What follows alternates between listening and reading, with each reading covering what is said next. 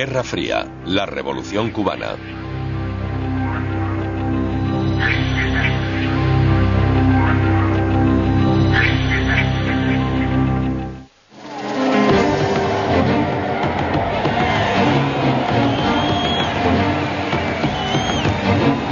De enero de 1959, un paseo triunfal hacia el Capitolio de La Habana marcó el regreso de Fidel Castro. Sus fuerzas revolucionarias, superiores en número y mal equipadas, habían derrotado al ejército del dictador Fulgencio Batista una semana antes. Castro se disponía a devolver a Cuba el autogobierno y la dignidad, libre de su longevo papel como un peón internacional. El 10 de enero, mientras se dirigía a las enardecidas masas, una paloma de las muchas liberadas en la celebración, se posó sobre el hombro de Castro y permaneció allí durante su discurso. Para los cubanos de la antigua religión de la santería, fue una prueba irrefutable de que los mismos dioses habían elegido a Fidel Castro para dirigir Cuba. Poco más de un año después, Castro fue distinguido de nuevo por un poder superior, pero esta vez para el exterminio. Los Estados Unidos apuntaron al gobierno revolucionario de Cuba y al propio Fidel por su retórica antiestadounidense y su creciente relación con los soviéticos. Castro percibe enseguida la importancia de una eficaz red de inteligencia para evitar la intención norteamericana de derrocar a su régimen. Incluso sería necesario manejar con cuidado su complicada relación con Nikita Khrushchev. Pero sobre todo, sabía que la información de las intenciones de las superpotencias mundiales serían la clave de su supervivencia personal. Hoy Castro, un símbolo permanente de la revolución, continúa su indiscutible gobierno de Cuba. Es un homenaje a los éxitos de la inteligencia cubana, los fracasos de la norteamericana y al propio Fidel. Castro es un líder carismático. Sin duda alguna, los cubanos le habrían seguido a cualquier parte. Incluso aquellos que quizá piensen que ya debería retirarse, lo respetan aunque sea a regañadientes. Él puso a Cuba en el mapa. Creo que la mayoría de los estadounidenses lo juzgan mal. Es extremadamente brillante. Su coeficiente de inteligencia es muy alto. Es muy culto y ha hecho muchas cosas por su país que no le reconocemos. La tasa de mortalidad infantil en la Cuba de Castro es menor que en la capital del país más rico del mundo, Washington, D.C. Igualmente sucede con la educación, la alfabetización. Para su renta, Cuba está a la cabeza del mundo en alfabetización, pero es un ideólogo y ha tenido poco juicio en la gestión de la economía. Es verdad que ahora se enfrenta al fuerte castigo de las sanciones económicas. Somos el único país del mundo que aplica sanciones económicas a Cuba. Es un golpe, pero podría superarlo en gran medida si hubiera introducido unos principios de mercado en su economía. En eso cometió un grave error. Ahora en el siglo XXI, la Unión Soviética ha desaparecido. Las relaciones estadounidenses con Vietnam y Corea del Norte van mejorando. Incluso la República Popular de China se mueve hacia el capitalismo. Pero la única verdadera dictadura comunista del mundo sigue gobernando en el Caribe a pesar de las tremendas dificultades económicas. Como durante generaciones, crecer y sobrevivir en Cuba es una lucha, algo de lo que Castro fue muy consciente de niño.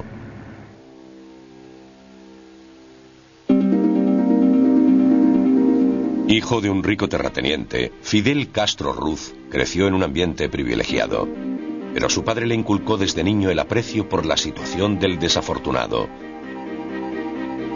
Tanto Fidel como su hermano menor, Raúl, se comprometieron desde muy pequeños a mejorar las condiciones de los oprimidos cubanos.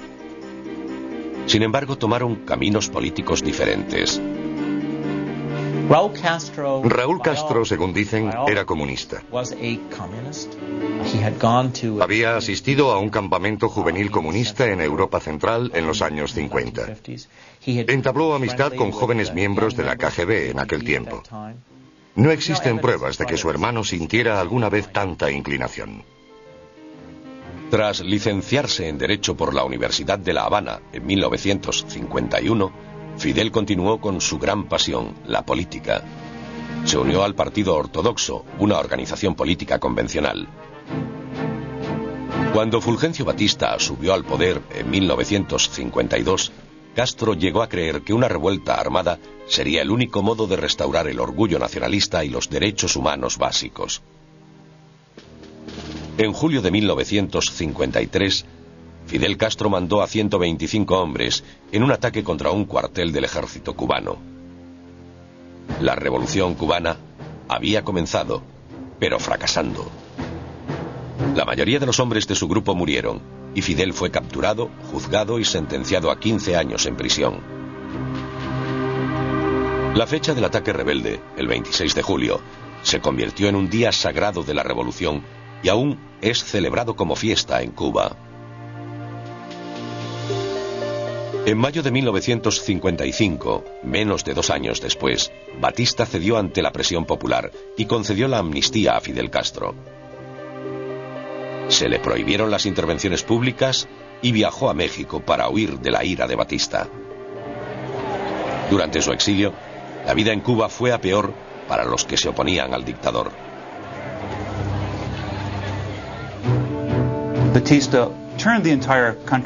Batista volvió a todo el país contra él. En las ciudades, cualquier sospechoso de simpatizar con la oposición era secuestrado y a menudo asesinado. Y en el campo, pueblos enteros eran a veces masacrados o desplazados. Batista se había convertido en la marioneta rica de los negocios norteamericanos. En 1958, Estados Unidos poseía gran parte de la industria cubana y era el principal comprador del producto más importante de Cuba, el azúcar. Fidel Castro, un firme nacionalista, sentía que no podía seguir de brazos cruzados mientras Cuba era cada vez más sometida a los intereses de Estados Unidos. Desde México, hizo la promesa solemne de que a finales de 1956, Cuba sería libre. Batista no envió agentes de la inteligencia cubana a controlar a los rebeldes, pero no solía perderlos de vista con la ayuda de los agentes mexicanos. Raúl Castro y otros idealistas revolucionarios se unieron a Fidel en México. A petición de Batista, el gobierno mexicano presionó a Fidel y proporcionó informes sobre sus actividades a La Habana. Apiñados en un pequeño barco, Castro y su grupo de 81 hombres partieron de México hacia Cuba en diciembre de 1956 para reanudar la lucha de la revolución. Las autoridades mexicanas informaron a La Habana de la partida. Cuando los rebeldes llegaron a la isla 4 días después, fueron atacados por el ejército cubano que les esperaba. Solo 16 de los 82 rebeldes sobrevivieron. Fidel, Raúl y los otros 14 se escondieron en las montañas de Sierra Maestra. Pero en los 2 años siguientes se las arreglaron para reunir un ejército de 10.000 hombres y llevar a cabo su revolución. Entre ellos se encontraba un joven médico argentino, Ernesto Che Guevara. Fidel y el Che establecieron una relación de admiración mutua y de verdadera amistad. Sin embargo, en cuanto a la política, Raúl Castro y el Che tenían mucho más en común. El Che era un marxista-leninista convencido, pero era antisoviético. A pesar de que el Che y otros comunistas formaban parte de la rebelión, Fidel temía que se le pusiera la etiqueta de comunista a su revolución. Eso afectaría negativamente a la opinión mundial, algo que Fidel valoraba en gran medida. En consideración a su hermano, Raúl mantuvo sus principios comunistas en secreto. Durante la insurrección cubana hubo varios intentos por parte de Batista de infiltrarse en el ejército de Castro, pero con poco éxito. Los pocos que lo consiguieron fueron identificados y ejecutados como traidores antes de que pudieran causar ningún daño a la causa rebelde. Castro, por otro lado, dependía de la inteligencia para controlar al ejército de Batista.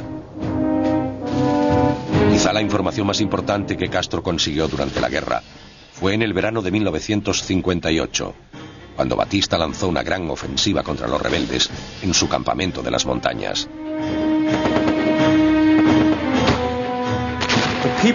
La gente de la zona apoyaba a los revolucionarios y los mantenía informados de la localización de las tropas de Batista en cada momento. Así podían atacar a las unidades del ejército individualmente y vencerlas una tras otra, logrando ganar una batalla en la que eran superados en proporción de 10-1. Aquello indicó al ejército que probablemente iba a perder esta guerra, y a partir de ese momento su actuación empezó a deteriorarse, cayó la moral, aumentaron las deserciones, los rebeldes bajaron de las montañas y empezaron a avanzar sobre las ciudades de la isla. El avance hacia La Habana estaba en marcha, pero Castro necesitaba desesperadamente suministros para asegurarse la victoria final. Aquella necesidad llevó a los comienzos secretos de la que se convertiría en la relación más notoria y enardecida entre dos países durante la Guerra Fría.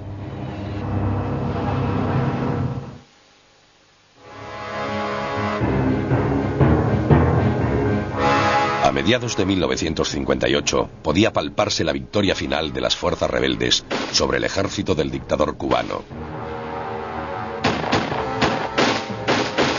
Las tácticas de guerra de guerrillas eran muy efectivas contra las fuerzas convencionales de Batista. Pero los rebeldes seguían escasos de armamento y munición. A finales de 1958, Castro tomó la difícil decisión de pedir ayuda a la Unión Soviética. Castro no quería alinear la revolución con ninguna superpotencia y correr el riesgo de que ésta quisiera asumir el control de Cuba, como lo había hecho Estados Unidos durante más de 50 años. Sin embargo, necesitaba ayuda y sabía del apoyo incondicional de Moscú a las guerras de liberación.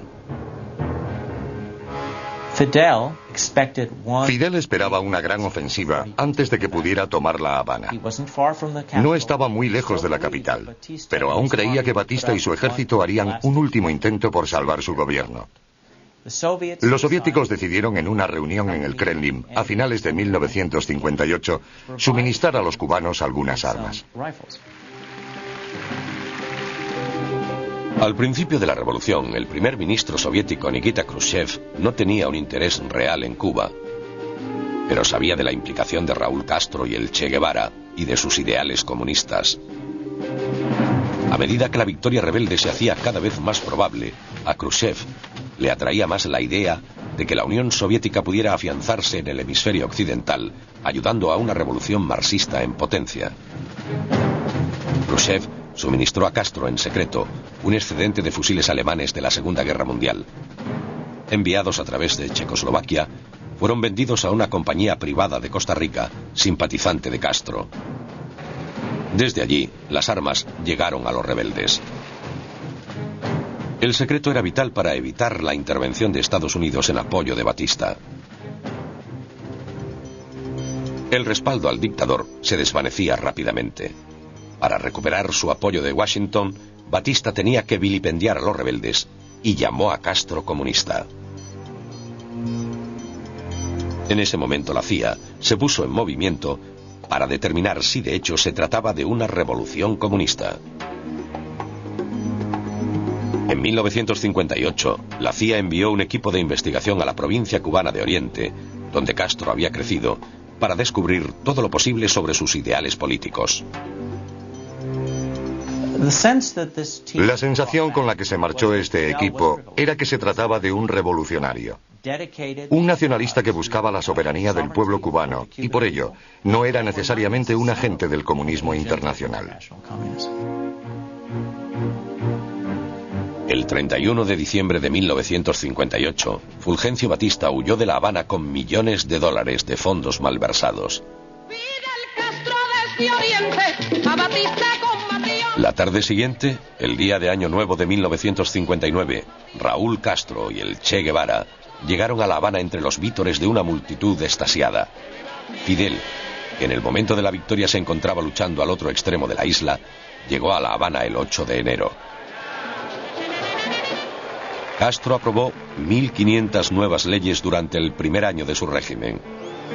Aumentó los salarios, redujo los impuestos e incautó las explotaciones de propietarios extranjeros que distribuyó entre los campesinos cubanos sin tierras. En 1960 todas las empresas extranjeras en Cuba fueron nacionalizadas, lo que provocó una enorme pérdida para empresarios y el crimen organizado de Estados Unidos, propietarios de los casinos de Cuba. La popularidad de Castro en los Estados Unidos continuaba sufriendo debido a las ejecuciones de algunos partidarios de Batista, que no habían huido. A pesar de su odio por el hecho de que Estados Unidos hubiera maltratado a su país, Fidel partió inmediatamente para cultivar su relación con Washington y el pueblo norteamericano. En abril de 1959 visitó varias ciudades estadounidenses. Cuando Fidel Castro vino a Estados Unidos 3 meses después de su triunfo, la CIA mantuvo una reunión secreta con él donde se le dijo: hay comunistas en su gobierno y nosotros queremos ayudarle a descubrirlos. Vamos a establecer una línea secreta entre la CIA y su gobierno para que podamos facilitarle información sobre esos comunistas. Y Castro, por supuesto, pretendió estar de acuerdo. Así que durante unos meses la CIA pasó información de inteligencia a Cuba. Sin embargo, rápidamente se convencieron de que su impresión inicial sobre Fidel Castro era equivocada y que no era alguien a quien podían controlar. A finales de 1959 empezaron a circular informes por el cuartel general de la CIA recomendando el asesinato de Castro. Durante su viaje, Fidel se enfrentó a duras preguntas de la prensa sobre si él y su hermano eran o no comunistas.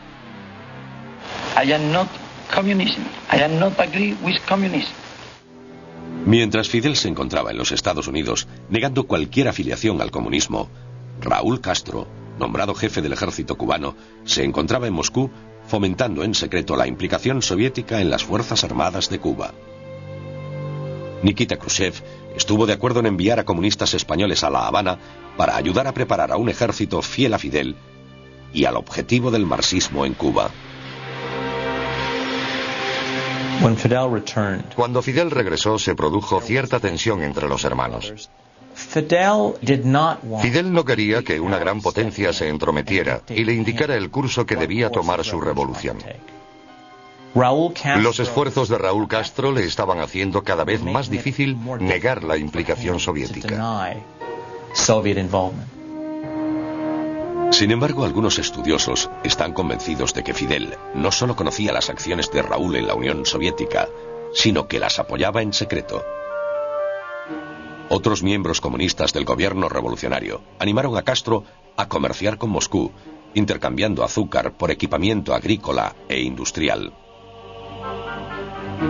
En febrero de 1960, una delegación soviética llegó a La Habana para firmar un acuerdo comercial entre Cuba y la Unión Soviética. Aquel pacto era todo lo que Estados Unidos necesitaba para confirmar sus sospechas de que Fidel Castro era de hecho un comunista.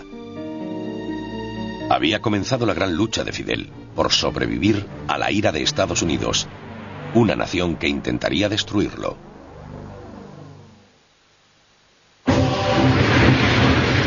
En febrero de 1960, con Cuba y la Unión Soviética habiendo establecido relaciones comerciales, el presidente Dwight Eisenhower decidió que Fidel Castro era una clara amenaza para la seguridad norteamericana.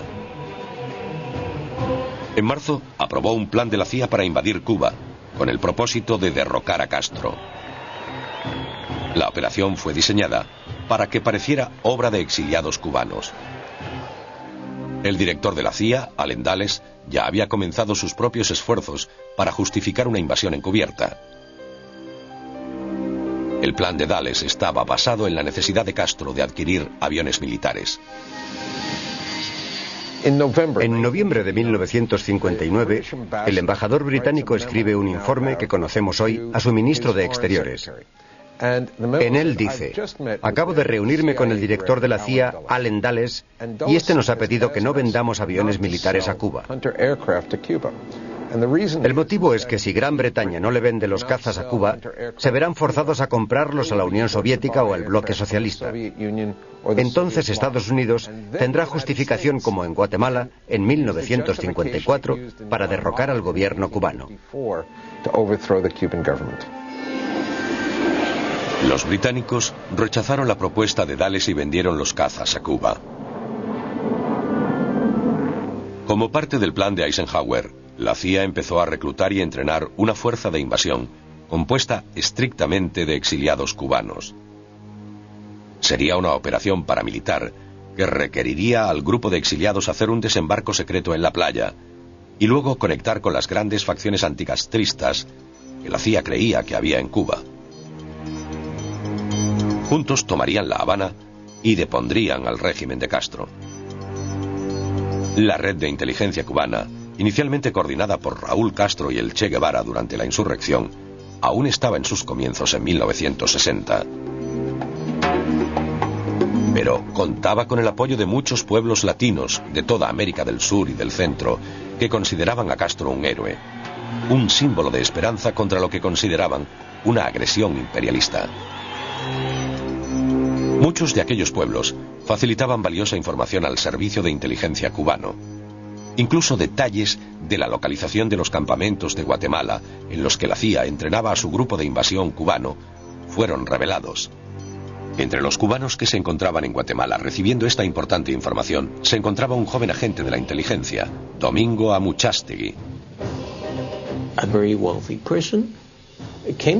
Una persona muy rica me habló sobre este terrateniente de Guatemala, que había cedido una de sus grandes fincas para el entrenamiento de un grupo de invasión de Cuba.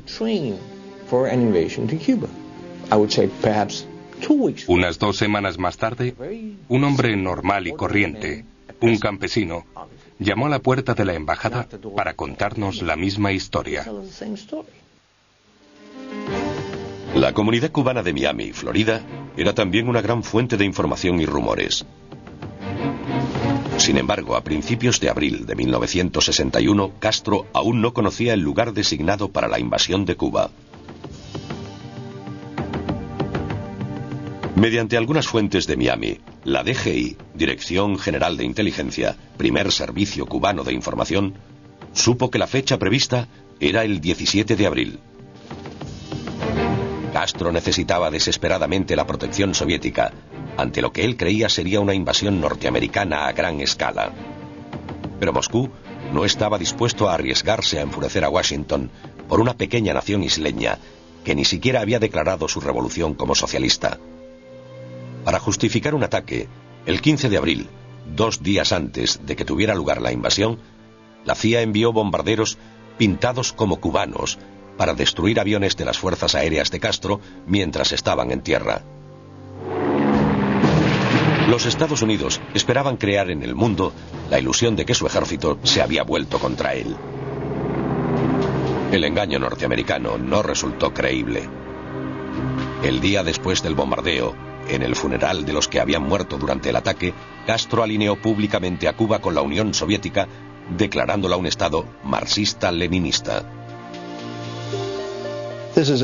Este fue un esfuerzo transparente por parte de Castro para forzar a los soviéticos a acudir en su ayuda. Y así durante el siguiente año empezó a crear aquel Estado marxista-leninista con un gobierno comunista.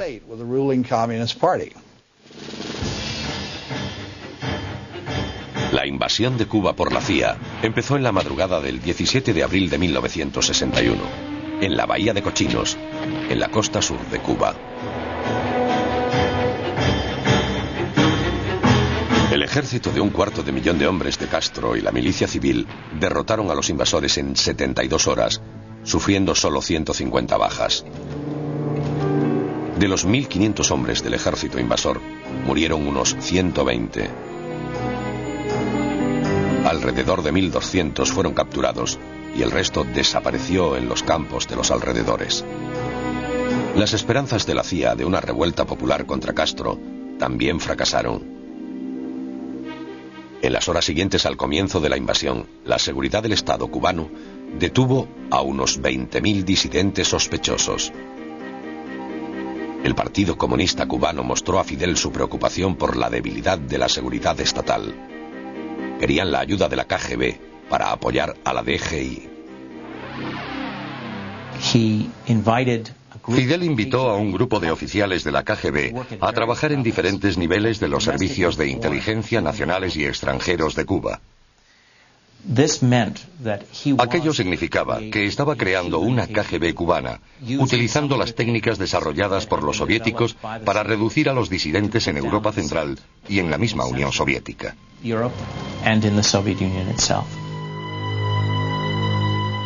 Tras la humillante derrota en Bahía de Cochinos, el hermano del presidente Kennedy, el ministro de Justicia Robert Kennedy, pedía venganza. Se propuso eliminar a Fidel Castro, declarando este objetivo como prioridad del gobierno de los Estados Unidos. Solo 4 meses después del suceso de Bahía de Cochinos, Castro empezó a considerar la forma de arreglar las relaciones entre Estados Unidos y Cuba. Fidel envió al Che Guevara a una reunión de la Organización de Estados Americanos para entrevistarse con el colaborador de Kennedy, Richard Goodwin. Goodwin informa a Kennedy de que Guevara le ha dicho que Cuba estaría dispuesta a salir de la órbita soviética a cambio de la promesa de Estados Unidos de no derrocar al gobierno cubano. Goodwin dijo: esto muestra que la Unión Soviética probablemente no va a ayudarles, y lo que deberíamos hacer es patearles mientras son débiles. Y propuso una serie de medidas para deshacerse de Castro.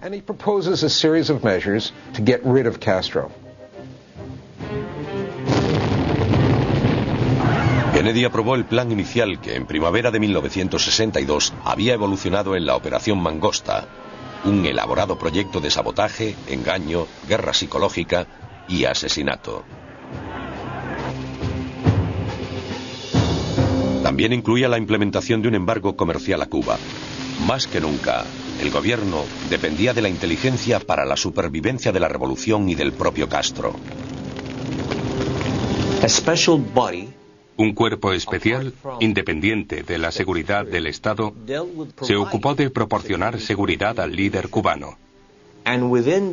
Y dentro de esta entidad conocida como seguridad personal, había un departamento especial que trataba específicamente las amenazas de asesinato. Era conocido como el Buró de Atentados. Y tuvieron mucho éxito. Aquellas unidades especiales se vieron favorecidas por un gran número de errores por parte de Estados Unidos. La CIA incluso se acercó sin saberlo a miembros de la familia y amigos de Castro en un intento por reclutar cubanos para asesinarlo. La Habana y Moscú se dieron cuenta de que aquellos errores de los Estados Unidos solo servían para fortalecer la decisión de Washington de deshacerse de Castro. El primer ministro soviético Nikita Khrushchev vio una oportunidad única en esto. Podía acercar la Unión Soviética a una igualdad militar con los norteamericanos, mientras parecía que simplemente velaba por los intereses de un pequeño y débil aliado socialista. Era una apuesta que enfrentaría a 2 grandes superpotencias mundiales en una confrontación potencialmente catastrófica.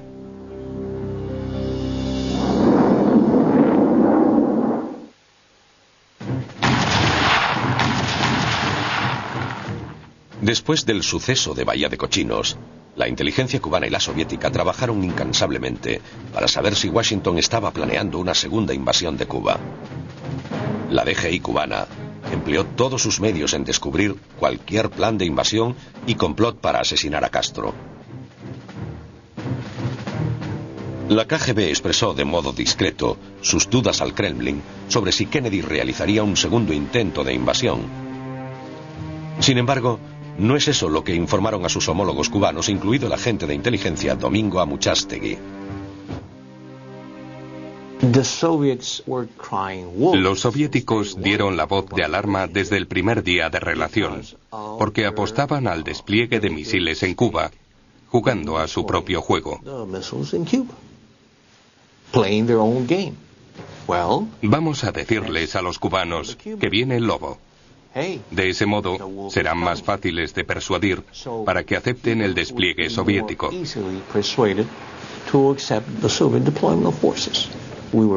Estábamos siendo utilizados, manipulados por motivos estratégicos, intereses de la Unión Soviética, sin prestar ninguna atención a los intereses de Cuba. Castro envió al Che Guevara a Moscú en abril de 1962 para pedir más ayuda militar. El mes siguiente, Khrushchev propuso a Castro el despliegue de misiles nucleares estratégicos en Cuba. Al principio, Fidel argumentó que tales armas no eran necesarias. Dijo a Khrushchev que si los soviéticos incluían a Cuba en el Pacto de Varsovia, los norteamericanos no se atreverían a atacar. Khrushchev destacó la importancia de los misiles para la defensa cubana. El Che Guevara y Raúl Castro estaban de acuerdo con el análisis de Khrushchev y con su estímulo, Fidel aceptó el despliegue de misiles. Sin embargo, Castro quería que Khrushchev admitiera abiertamente la colocación de misiles nucleares en Cuba. Esperaba que un anuncio tan audaz forzara a Kennedy a negociar con él, posiblemente llevando a un pacto de no agresión y finalmente a la normalización de las relaciones con Washington, algo que Castro siempre había deseado. Sin embargo, Khrushchev no podía considerar permitir que Estados Unidos conociera un movimiento tan atrevido. Sabía que Kennedy nunca admitiría una intrusión nuclear soviética en el hemisferio occidental. Khrushchev convenció a Castro de que el secreto favorecería los intereses de Cuba. En septiembre de 1962, los soviéticos inician el transporte de misiles balísticos nucleares a Cuba. Moscú también envía más de 40.000 soldados y técnicos. Cuando los misiles comenzaron a llegar, la dirección de la inteligencia cubana decidió filtrar la información sobre el despliegue a miembros de grupos anticastristas en Miami. Como bien se sabía en La Habana, la noticia llegaría inmediatamente a la CIA. No lo creyeron. No lo creyeron porque después de lo de Bahía de Cochinos, habían llegado a la conclusión de que los cubanos no eran de confianza en absoluto. Y solo creerían que había misiles en Cuba si aparecían con uno de ellos en Miami. El 17 de octubre, tras notar más misiones de aviones espías norteamericanos sobrevolando Cuba y el aumento de actividad en la base naval de Guantánamo, Fidel Castro puso al ejército cubano en máxima alerta. El 22 de octubre, el presidente Kennedy anunció la presencia de misiles soviéticos en Cuba al pueblo norteamericano. La información recibida en La Habana por vías cubanas era escasa. Castro dependía de las embajadas en México y en las Naciones Unidas, a través de canales soviéticos, para la mayor parte de su información de inteligencia. El 26 de octubre, sin ninguna evidencia por parte de la DGI que apoyara esta creencia, Fidel Castro se convenció de que en pocas horas se produciría un ataque a Cuba por parte de Estados Unidos. Preparó a su país para lo peor y envió una carta desesperada a Khrushchev pidiendo a los soviéticos que golpearan primero con sus armas nucleares antes de que lo hiciera Estados Unidos. Sin que Castro lo supiera, los detalles de un acuerdo estaban siendo discutidos por Kennedy y Khrushchev sin la participación de Cuba. Nikita Khrushchev anuncia los asombrosos resultados de aquellas conversaciones el 28 de octubre. Había acordado retirar los misiles soviéticos de Cuba. Fidel se enteró del mismo modo que el resto del mundo, escuchando el anuncio de Khrushchev por la radio. Castro estaba furioso. Había sido humillado y Cuba había quedado relegada a ser escenario de un conflicto entre dos superpotencias. Inmediatamente Khrushchev envió a su viceprimer ministro, Anastas Mikoyan, a Cuba. Llevaba el encargo de intentar calmar a Castro y de informarle de futuras concesiones soviéticas a los Estados Unidos. Pero Mikoyan tenía otra misión. Los líderes militares soviéticos en Cuba debían ser silenciados. Estaban de acuerdo con Castro. Khrushchev había vendido a Cuba. Los líderes militares soviéticos que se encontraban en Cuba se sentían absolutamente ultrajados con lo que estaba sucediendo. Mikoyan y su séquito militar tenían que mantener muchas reuniones importantes en La Habana y otros puntos para calmar su reacción. Incluso algunos medios de comunicación soviéticos se atrevieron a criticar a Khrushchev. Castro rehusó ver a Mikoyan durante varios días y luego amenazó con romper el acuerdo entre Estados Unidos y la Unión Soviética, utilizando las únicas armas que los soviéticos habían dejado atrás, los misiles tierra-aire. Prometió derribar cualquier avión norteamericano que sobrevolara Cuba. Finalmente, los acontecimientos de aquellos meses llevaron a Castro a una dolorosa toma de conciencia. Abrazando a la Unión Soviética, Estados Unidos había aislado a Cuba. A pesar de su enfado con Nikita Khrushchev por la gestión de la crisis de los misiles, Fidel Castro se dio cuenta, a principios de 1963, de que tenía pocas opciones. Los soviéticos estaban favoreciendo la economía cubana mediante el suministro de petróleo. Le estaban ayudando a construir una industria. Y por último, parecían estar preparados para defenderlo en caso de que los Estados Unidos llegaran a quebrantar el compromiso de Kennedy de no invadir Cuba. Muchos de los temores que había tenido sobre la dependencia norteamericana se hacían ahora realidad en su relación con la Unión Soviética. Para solucionar los problemas políticos, Khrushchev invitó a Castro a la Unión Soviética en la primavera de 1963. Se le dio una bienvenida de héroe y fue tratado como una gran personalidad en todas partes. Aún dolido por la crisis de los misiles, Castro permitió que la relación entre los dos países continuara mejorando. Pero hubo tremendos cambios en el horizonte de las relaciones cubano-soviéticas. Y como siempre, estaba presente el Goliat del Norte, Estados Unidos, que ahora parecía estar más decidido que nunca a eliminar a Fidel Castro.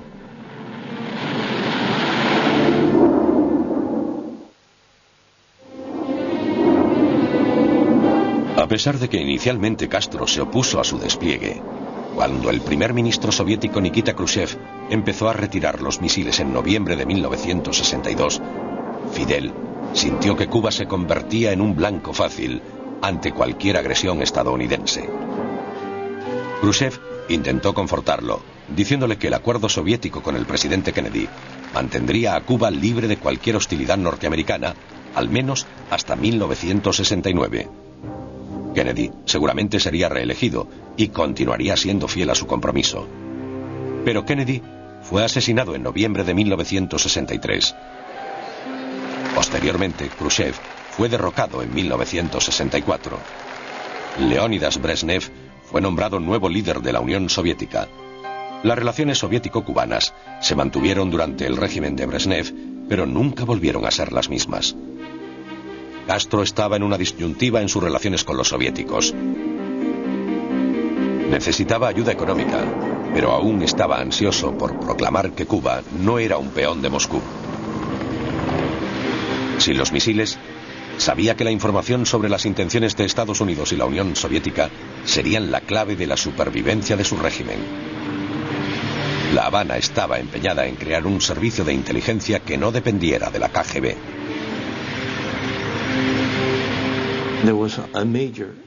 Hubo un gran impulso para crear nuestro propio servicio de inteligencia más independiente y más efectivo. En un corto periodo de tiempo, Cuba tuvo su propio sistema de códigos, equipamiento, todo. En 1966, el Che Guevara, disfrazado y con pasaporte falso, dejó La Habana y viajó a Bolivia para unirse a los rebeldes comunistas que luchaban contra el gobierno de su país. En 1967, tropas bolivianas capturaron y ejecutaron a Guevara. Fidel Castro perdió a un buen amigo y a un miembro clave de su círculo más próximo. Pero Raúl y Fidel siguieron comprometidos a fomentar las revoluciones socialistas. Desde finales de los años 60 hasta finales de los 80, Cuba envió tropas a todo el mundo para apoyar las guerras contra las agresiones imperialistas. Pero la implicación de Cuba en Nicaragua, El Salvador, Angola, Etiopía, Guatemala, Granada y otros países tenía otro propósito. Fidel Castro pensaba que la mejor forma de enfrentarse a Estados Unidos era crear 2, 3, muchos Vietnam. Creía que esa era la mejor forma de defenderse ante una aparente amenaza de los Estados Unidos. Los soviéticos apoyaron estas acciones, encantados con el acuerdo de que Cuba lucharía mientras la Unión Soviética simplemente aportaría el equipamiento militar. En 1991 toda ayuda cubana a luchas políticas en el extranjero cesó repentinamente con el colapso de la Unión Soviética. Castro se encontraba solo de repente. Tenía que averiguar cómo sobrevivir sin el importante apoyo económico de los soviéticos, estimado entre 5 y 6.000 millones de dólares al año.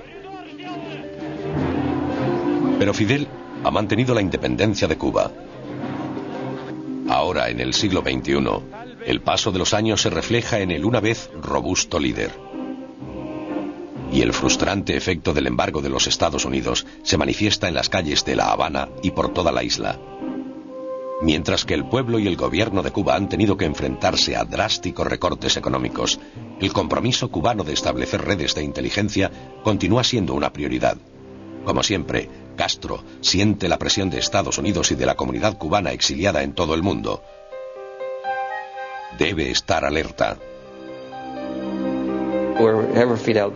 Allí donde va siempre lleva guardaespaldas muy cerca, como hacen todos los jefes de Estado.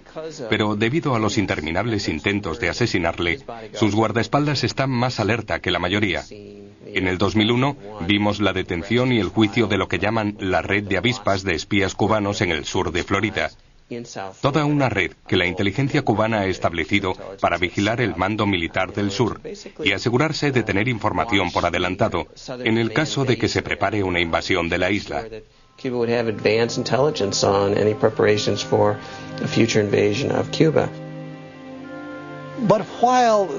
Existe cierta paranoia, pero cabe pensar que es casi inevitable porque Estados Unidos, a lo largo de los años, ha intentado asesinar a Castro. Incluso ahora, el gobierno aún afirma que el objetivo de la política estadounidense es deshacerse del gobierno de Castro, de tal forma que cualquier cosa que hagamos es vista como un intento subversivo.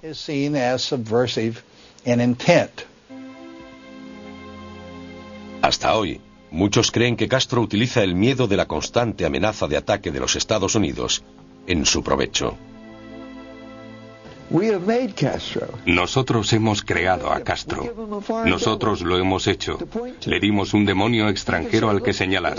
Él puede decir, mirad, ese inmenso país al otro lado de la frontera es el único en el mundo que nos aplica sanciones económicas. Intentaron asesinarme a lo largo de varias administraciones. Eisenhower, Kennedy, Johnson. Intentaron invadirnos. Bahía de Cochinos. Son nuestro enemigo. Debemos movilizar nuestras fuerzas contra él. Nosotros lo convertimos en un héroe para su pueblo.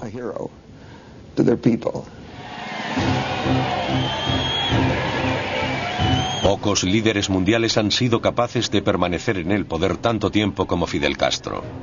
Durante más de 4 décadas, se las ha arreglado para mantener la atención del mundo entero, ya fuera para elogiarlo o condenarlo. Aunque su capacidad para inspirar a las multitudes quizá no sea lo que era, su astucia y su constante compromiso con lo que cree que es mejor para Cuba no se pueden negar. Sin embargo, es su elección de un camino difícil para sus paisanos, un camino que casi siempre lleva a la confrontación con los Estados Unidos, lo que será cuestionado y debatido mucho después de que se haya ido.